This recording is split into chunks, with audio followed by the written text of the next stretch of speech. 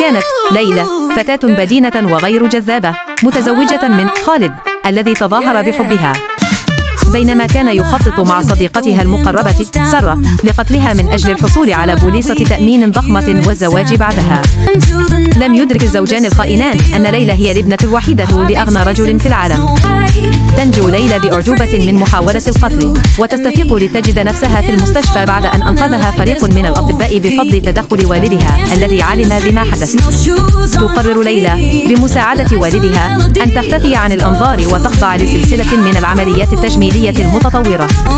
تحولت ليلى إلى امرأة فاتنة وبشخصية جديدة تماما، قوية وواثقة، عادت لتنتقم ممن خانوها. لم تكن ليلى ترغب فقط في الانتقام من خالد وسارة، بل أرادت أن تجعل سارة تتذوق مرارة الخيانة والشك التي عاشتها هي.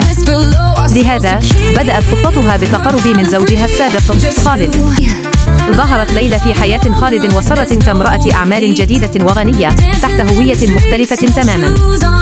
كانت واثقة من نفسها وجذابة بشكل لا يصدق، مما لفت انتباه خالد على الفور. تعمدت ليلى إرسال رسائل أو صور خفية إلى سارة توحي بأن هناك علاقة تتطور بينها وبين خالد. قد تكون هذه الرسائل عبارة عن صور غير واضحة لخالد وليلى في أماكن عامة، أو محادثات هاتفية يسمعها خالد بصوت مرتفع نسبيا أثناء تواجد سارة. الهدف هو أن تشعر سارة بنفس الشك الذي شعرت به ليلى قبل محاولة قتلها. مع تصاعد شكوك سارة ستبدأ الخلافات بينها وبين خالد. ستلعب ليلى دور الضحية البريئة التي تقع في حب خالد، مما يغذي غيرة سارة ويجعلها تشعر بالتهديد.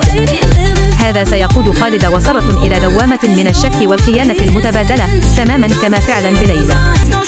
بعد أن تكون العلاقة بين خالد وليلى قد وصلت إلى ذروتها، وتكون سارة قد وصلت إلى قمة اليأس والشك، تكشف ليلى عن علاقتها بخالد بشكل صريح لسارة.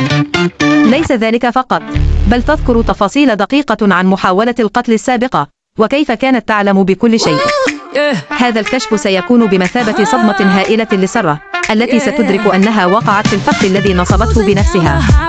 ستختبر سارة نفس الشعور بالخيانة والغدر الذي تسببت فيه لليلى. في ذروة الصراع بينهما يمكن لليلى أن تكشف عن تورط خالد وسارة في محاولة القتل والفساد المالي. تستخدم موارد والدها ونفوذها لتسريب الأدلة للجهات المختصة والإعلام. هذا سيؤدي إلى انهيار سمعتهما بالكامل وخسارتهما لكل شيء. تضمن ليلى أن يواجه خالد وسارة العواقب القانونية لأفعالهما، وتجريدهما من أي ممتلكات أو أموال حصل عليها بطرق غير مشروعة، بما في ذلك بوليصة التأمين.